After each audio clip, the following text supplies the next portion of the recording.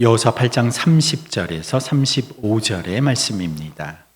그 뒤에 여호수아는 에발산 위에 주 이스라엘의 하나님을 섬기려고 제단을 쌓았다. 그것은 주님의 종 모세가 이스라엘 자손에게 명령한 대로 또 모세의 율법책에 기록된 대로 쇠 연장으로 다듬지 아니한 자연석으로 쌓은 제단이다. 그들은 그 위에서 번제와 화목제를 주님께 드렸다. 거기에서 여호수아는 이스라엘 자손이 보는 앞에서 모세가 쓴 모세의 율법을 그 돌에 새겼다.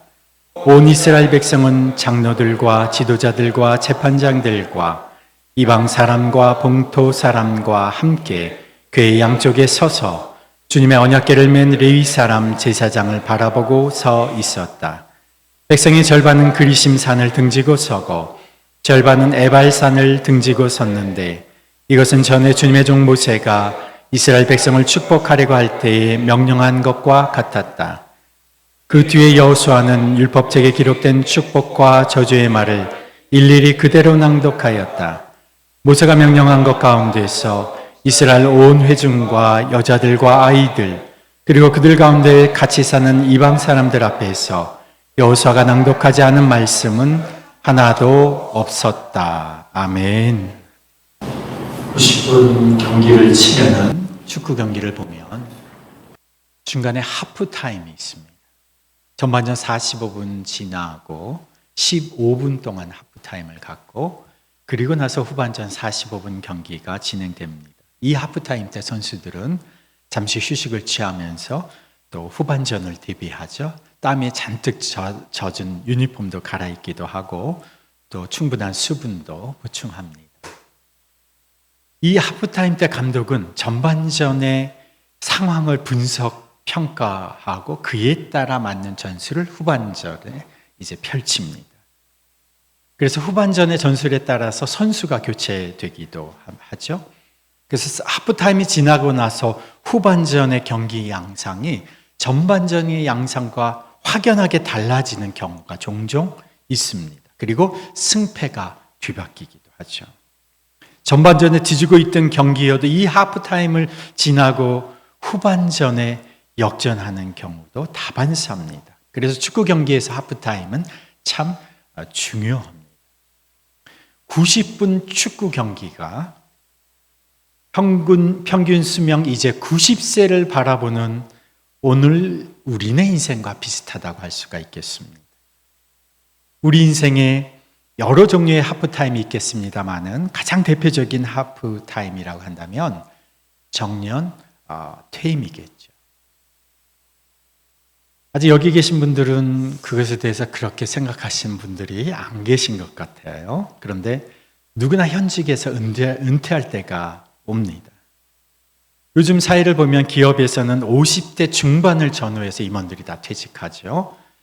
최근 고령화 추세로 60세 이후로 정년이 이렇게 늘어나는 것도 있지만 어쨌건 생각해 보면 계산해 보면 은퇴하고 무려 약 40년 가까이 살아가야 합니다. 인생 후반전을 어떻게 살아야 할 것인가? 은퇴하신 분들 중에 준비되지 않아서 여러 가지 어려움을 겪는 분들을 종종 보게 됩니다. 은퇴하고 우울증, 무력감 때문에 힘들어하거나 또 건강을 잃게 되는 분들도 계시죠. 우리는 인생에서 가장 중요한 하프타임이라고 하는 그 지점이 있다고 하는 사실을 우리는 기억합니다. 특히 인생의 후반전은 이 전반전과 하프타임을 지나고 나서 전반전과는 다른 목표로 달려가야 하는 거죠. 그래서 인생 전반전의 목표가 은퇴를 하시는 그런 분들의 관점에서 보면 전반전이 성취를 위해서 성공을 위해서 막 달려갔다면 후반전은 달라집니다. 성과 업적에서 일하기보다는 의미를 추구하는 거죠. 겉으로 드러나기에 치중하기보다는 나누고 섬기고 베풀고 사랑하면서 살아가는 그 의미를 추구해야 하는 겁니다. 그런데 하프타임은 꼭 이렇게 은퇴하는 이들에게만 필요한 것이 아닙니다. 모든 세대에 필요한 것이 하프타임입니다. 인생의 고비고비마다 어떻게 살아야 하는지 주님의 뜻이 무엇인지 묻는 하프타임이 필요합니다. 그래야 인생의 방향과 목표를 잃지 않고 넘어지지 않습니다. 우리 예수님께서도 인생의 중요한 시간마다 이런 하프타임을 가지셨습니다. 아침 이른 새벽마다 또는 밤 늦은 시각에. 그리고 하프타임을 제자들에게도 권고하셨죠. 마가복음 6장에 보면 너희는 따로 외딴 곳으로 가서 좀 쉬어라.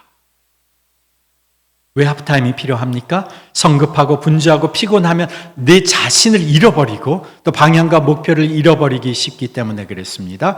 후반전 제대로 살기 위해서는 하프타임이 필요한 겁니다.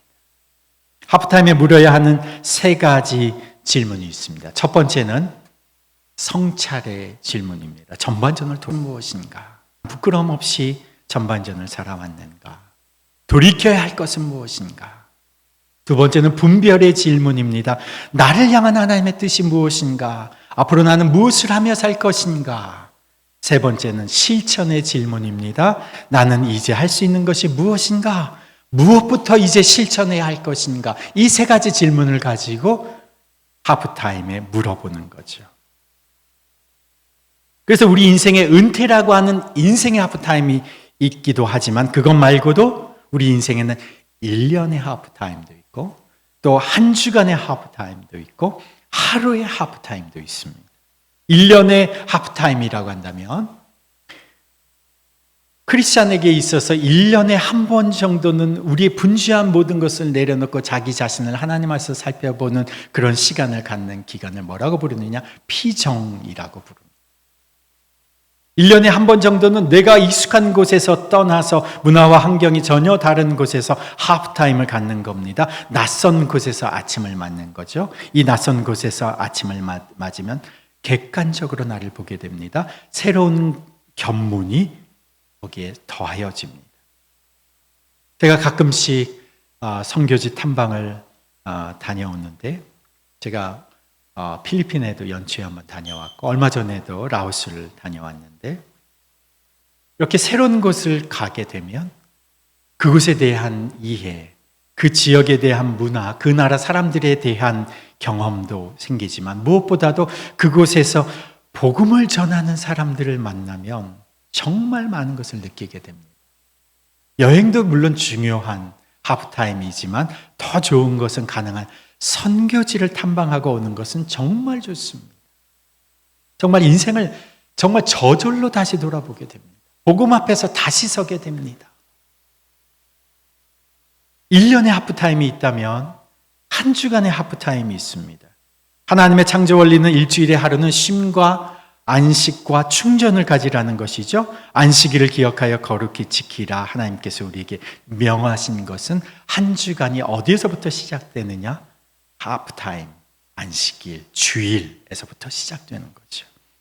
하루의 하프타임도 있습니다. 아침을 시작하면서 점심시간을 지나고 이제 오후 일과를 복귀하면서 그리고 하루 일과를 마치면서 하프타임을 갖는 거죠. 특히 점심시간을 보내고 이제 일상의 오후 일과를 복귀하면서 하나님 앞에서 자기 자신을 다시 한번 기도로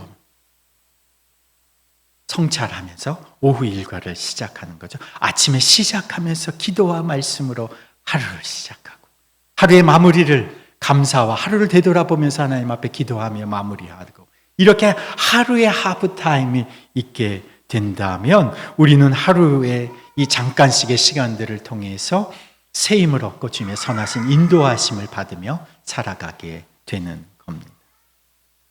이 하프타임을 누가 계획하셨느냐? 하나님이 계획하셨어요. 이런 하프타임을 이미 하나님께서 우리의 인간을 창조하시면서 우리의 삶에 계획해 놓으셨다는 겁니다. 구약에서도 보면 이스라엘 백성이 하루에 몇 번 기도하느냐? 하루에 3번 기도합니다. 아침에 한 번, 저녁에 한 번. 매주일 안식일을 지켰습니다. 안식일을 지켰습니다. 쉼과 주님 안에서의 안식을 누렸습니다. 예배의 삶이 한 주간의 삶의 시작 포인트였죠. 1년에 하프타임을 지켰습니다. 1년에 3번 절기를 지켰습니다. 절기 때는 자기가 있던 곳에서 짐을 싸서 어디로 올라갔느냐? 예루살렘으로 올라갑니다. 그곳에서 하나님이 자신들에게 행하셨던 그 놀라우신 일들을 기억하면서 1년의 하프타임을 갖는 거죠. 거기뿐만이 아니라 7년에 한 번 하나님이 안식년을 갖게 하셨습니다. 7년마다 땅도 쉬게 하셨어요. 그리고 일을 하지 않아도 종이나 가난한 자들에게는 생계를 보장해 주었고 종이나 노예들도 7년째의 자유를 주고 풀어주었습니다. 부채도 그 해에는 유보되거나 면제됐습니다.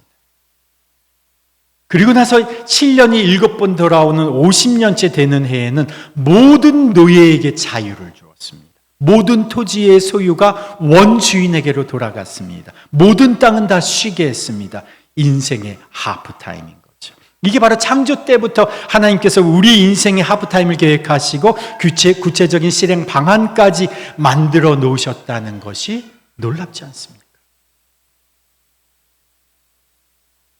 우리가 여호수아를 우리가 공부하고 있는데 우리가 앞부분에서 여호수아와 이스라엘 백성은 여리고성에서 놀라운 승리를 경험했죠.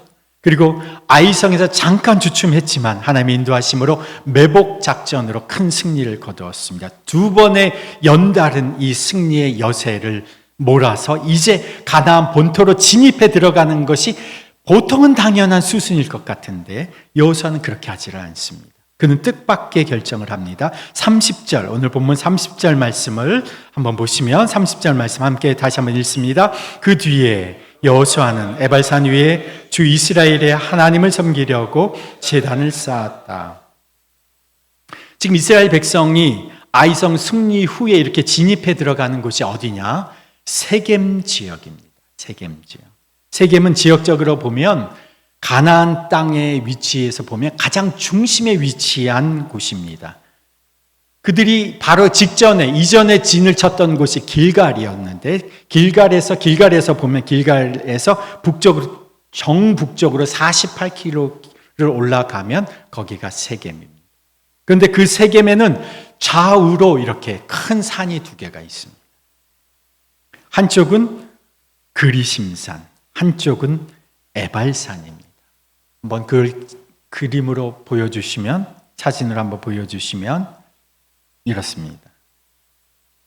왼쪽에 있는 게 그리심산, 오른쪽은 에발산. 에발산이 약간 조금 더 높아요. 사진에서도 어렴풋이 보이시겠는데 건기에는 차이가 없어 보이는데 이제 우기와 비가 오는 때에는 그 그리심산, 오른쪽에 있는 그리심산에는 나무가 울창합니다. 근데 에발산에는 나무가 없어요. 황무지처럼 나무가 없어요. 그래서 이 그리심산을 축복의 산이라고 하고 에발산을 저주의 산이라고 부릅니다. 지금 여호수아와 이스라엘 백성은 가나안 족속과의 전쟁을 지금 시작됐습니다.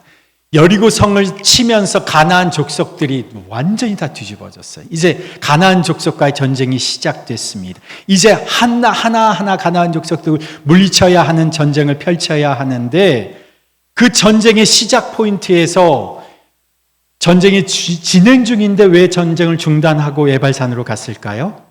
여호수아는 조급하지 않습니다. 전쟁은 이 여리고성과 아이성을 겪으면서 전쟁은 어차피 자신의 힘과 지혜에 있지 않다는 것을 여호수아는 깨달았습니다. 전쟁은 하나님께 속한 것이다. 그래서 그는 다시 하나님 앞에서 예배합니다. 동시에 나를 돌아보고 앞으로 어떻게 나에게 주어진 사명을 감당할 것인가를 구하는 거죠. 하프타임의 시간을 갖는 겁니다. 여호수아는 지금 승리로 전반전을 마치고 축복의 산과 저주의 산을 바라보면서 하프타임을 갖는 것입니다. 그가 하프타임에 무엇을 했습니까? 30절에서부터 31절을 다시 한번 읽어보시면 그 뒤에 여호수아는 에발산 위에 주 이스라엘 하나님을 섬기려고 제단을 쌓았다. 그것은 주님의 종 모세가 이스라엘 자손에게 명령한 대로 또 모세 율법책에 기록된 대로 쇠 연장으로 다듬지 아니한 자연석으로 쌓은 제단이다. 그들은 그 위에서 번제와 화목제를 주님께 드렸다. 하프타임에 그들이 무엇을 했느냐? 첫 번째로 연장으로 다듬지 않는 자연석으로 제단을 쌓았다는 것입니다. 정으로 가지고 네모 반듯하게 돌을 네모 반듯하게 잘라서 제단을 쌓는 것이 아니라 있는 그대로의 자연석, 여러 가지 모양, 여러 가지 크기의 이 자연석을 가져와서 맞춰다가 제단을 쌓았다는 것이죠. 이것은 여호수아가 명령한 것이 아니라 애초에 모세가 명령한 것이었습니다. 신명기 27장에 보면 정말 모세가 이렇게 말을 했어요. 너희가 광야에서 모세가 이스라엘 백성들에게, 여호수아도 그걸 들었죠. 이스라엘 백성들에게 이렇게 얘기하는 겁니다. 너희가 요단강을 건너가거든 거기에 가면 돌들로 에발산에 세우고 거기에서 주 하나님께 드리는 제단을 만들되 쇠 연장으로 다듬지 않은 자연석으로 제단을 만드십시오. 이게 모세의 명령입니다. 지금 여호수아가 하는 일은 모세가 말한 대로 그대로 하는 겁니다. 그런데 왜 모세는 쇠 연장으로 다듬지 않은 자연석으로 이것을 만들려고 했을까요? 이것은 인간의 기술과 인간의 노력으로 다듬어진 그런 돌이 아니라 있는 그대로의 모습으로 쌓여진 돌로 제단을 주님이 그 제단을해서 올려지는 제물을 받으시겠다는 겁니다. 억지로 만들어진 모습이 아니라 하나님께서는 언제나 가난하고 겸허한 마음으로 예배하는 자들의 그대로의 모습을 예배로 받으시겠다는 거죠.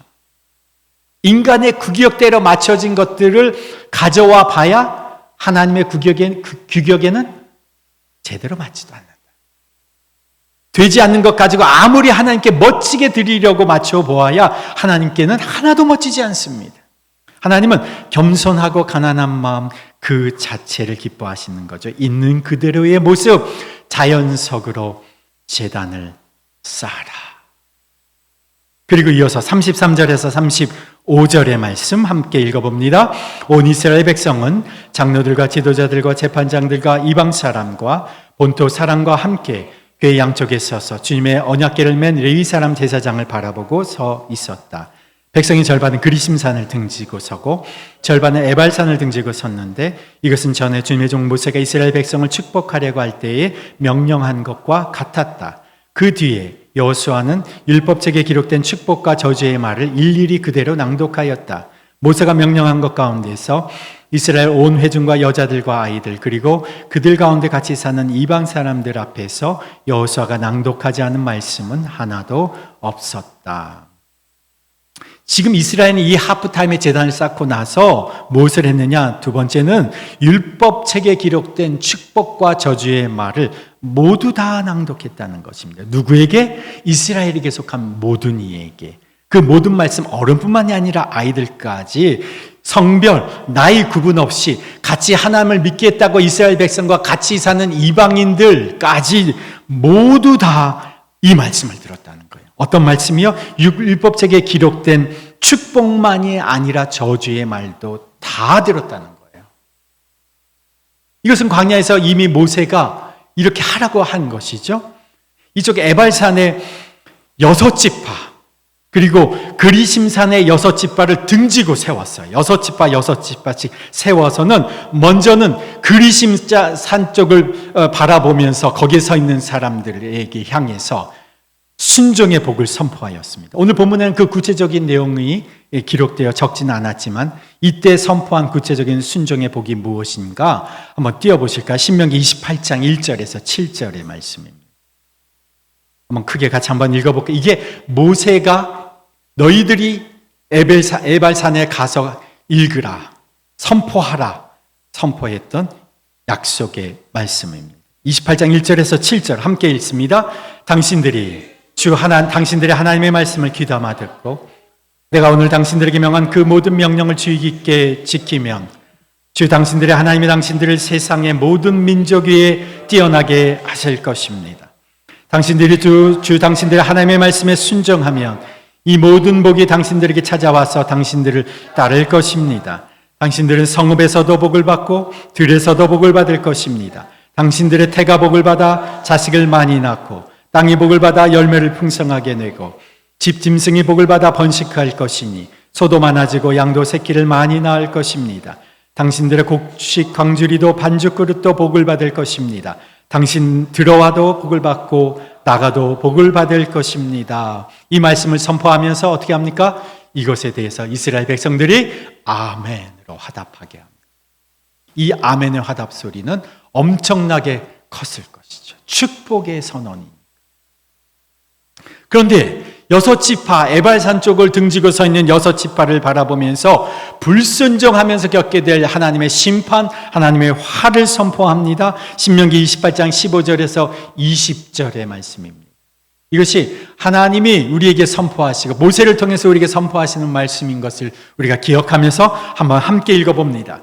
그러나 당신들이 당신들의 하나님의 말씀을 듣지 않고 또 내가 오늘 당신들에게 명한 모든 명령과 규례를 지키지 않으면 다음과 같은 온갖 저주가 당신들에게 닥쳐올 것입니다. 당신들은 성읍에서도 저주를 받고 들에서도 저주를 받을 것입니다. 당신들의 곡식 광주리도 반죽그릇도 저주를 받을 것입니다. 당신들의 몸에서 태어난 자녀와 당신들 땅의 곡식과 소 새끼와 양 새끼도 저주를 받을 것입니다. 당신들은 들어와도 저주를 받고 나가도 저주를 받을 것입니다. 당신들이 악한 일을 하고 주님을 잊게 될 때에 주님께서는 당신들이 손을 대는 일마다 저주하고 혼돈시키고 책망하실 것이니 당신들이 순식간에 망할 것입니다. 이것도 모세가 모든 이스라엘 백성이 아멘하게 화답하게 합니다. 여호수아도 마찬가지죠.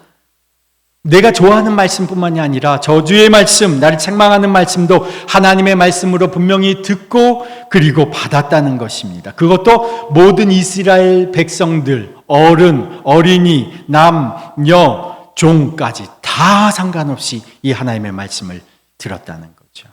잘 될 거야. 다독이는 말씀, 위로하는 말씀, 축복의 말씀뿐만이 아니라 불순종하면 이렇게 된다. 하나님 앞에서 자각하는 겁니다. 불순종하고 내 마음으로 대로 사는 것에 대해서 경각심을 갖게 하는 겁니다. 하프타임에 이 말씀 앞에서, 엄중한 말씀 앞에 서는 겁니다. 삶과 죽음이, 복과 화가 지금 말씀 앞에 내가 어떻게 살아가느냐에 달려 있다는 거죠. 불순종하면 죽는 것이다. 불순종하면 화가 임하고 순종해야 하나님의 복이 임한다.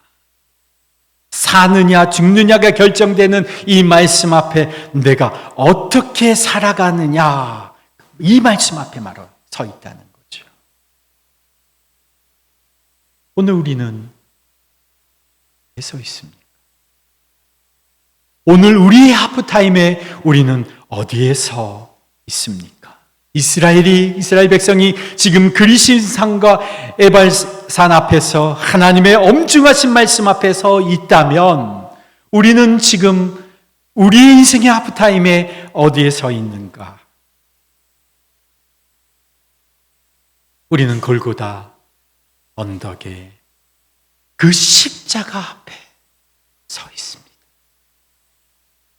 예수의 십자가 앞에 서 있습니다.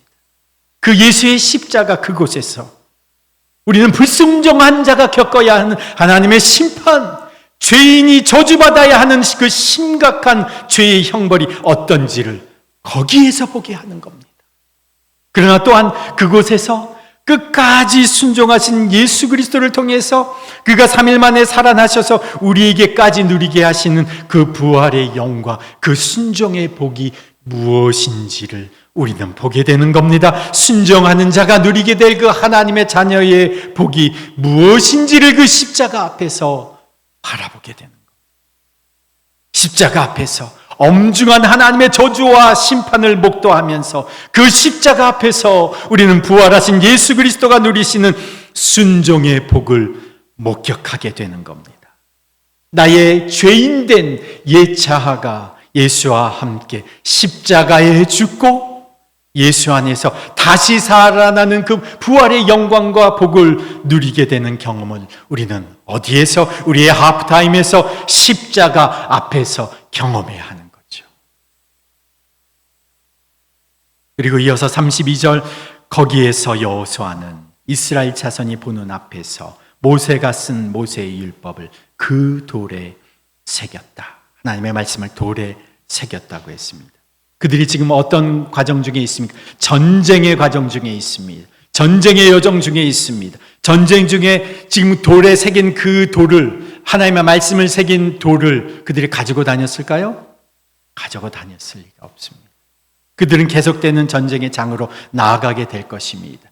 그들이 하나님의 말씀을 그 돌에 새기는 그 행위를 통해서 하나님은 그들의 마음밭에, 그들의 마음에 그 하나님의 말씀을 새기시는 겁니다.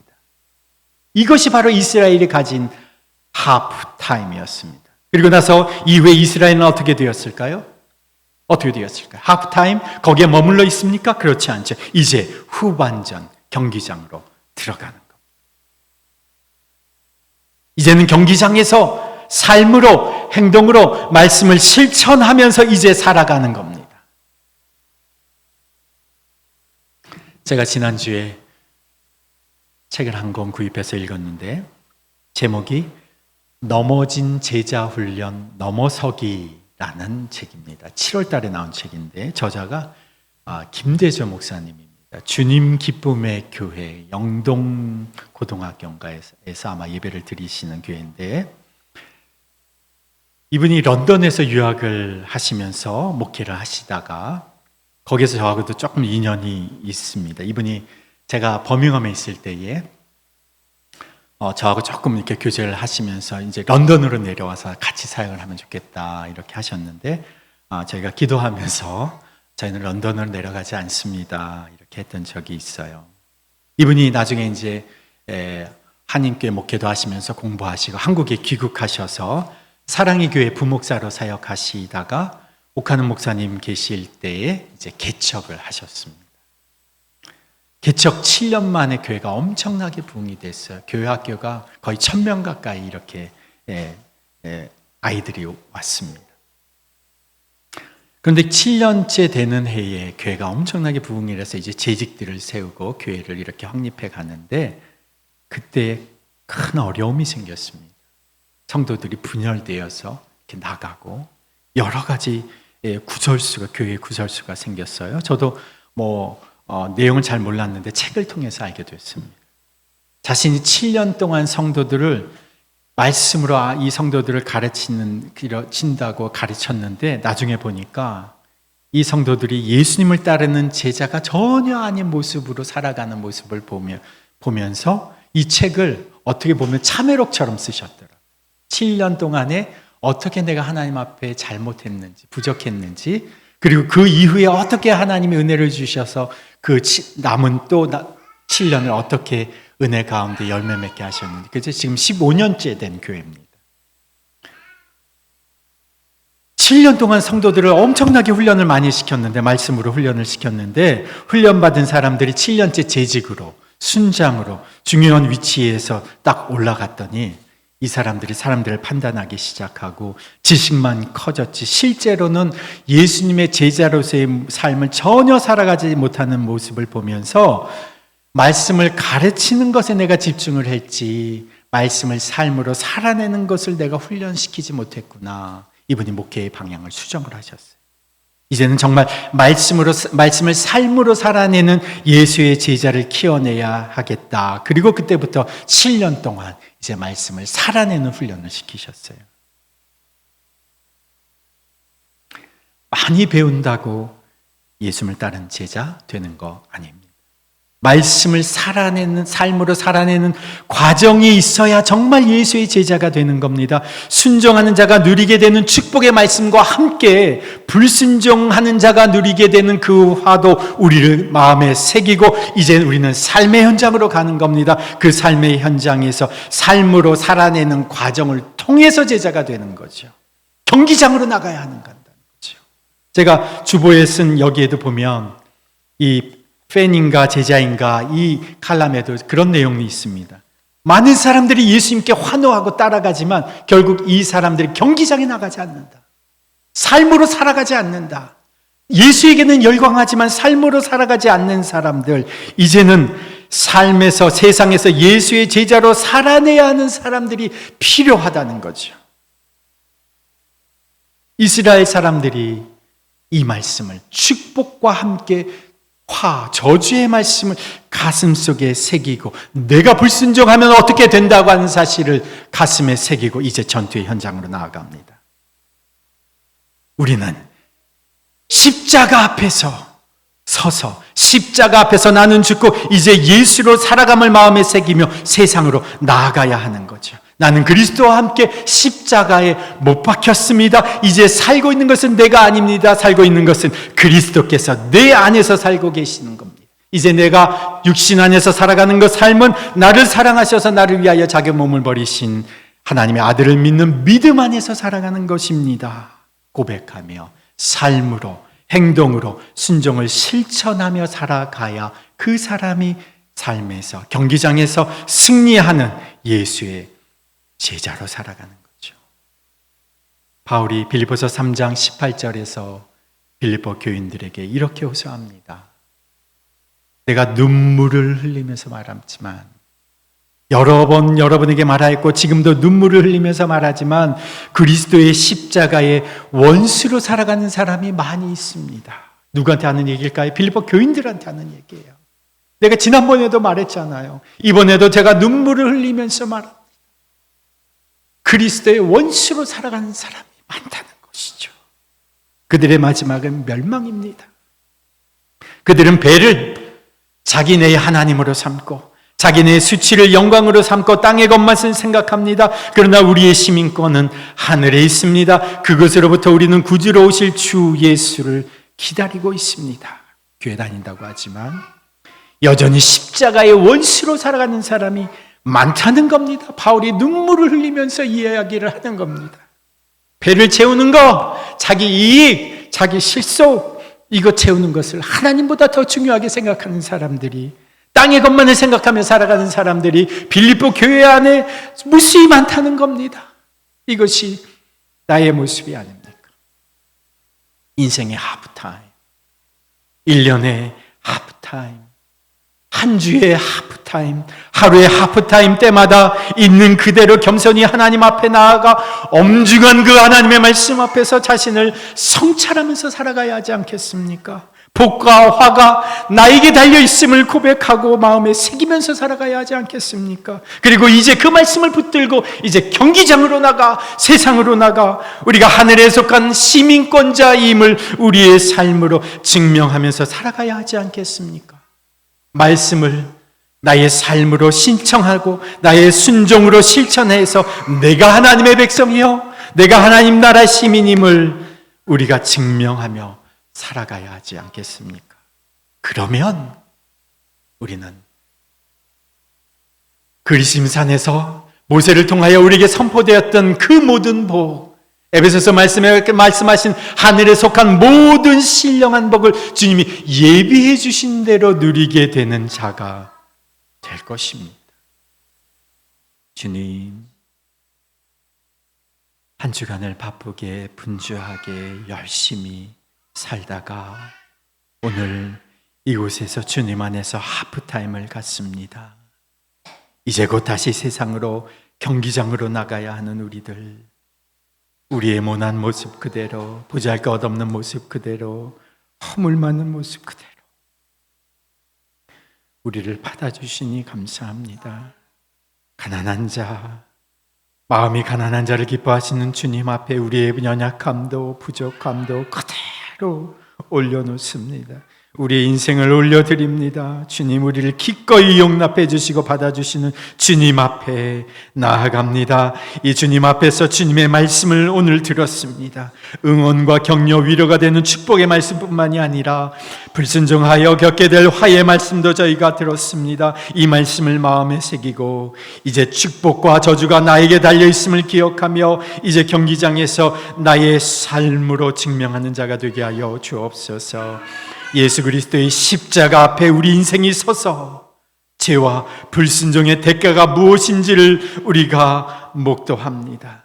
우리를 대신하여 십자가에 죽으신 예수 그리스도의 순종이 어떻게 우리에게까지 부활의 영광으로 이르게 되었는지, 어떻게 우리에게까지 복이 되었는지 우리가 말씀을 통해서 듣습니다. 이 엄중한 말씀을 마음에 새기고 이제 우리 각자의 경기장에서 말씀대로 살아가고 말씀대로 실천하고 말씀대로 살아내는 자로가 되게 하여 주십시오.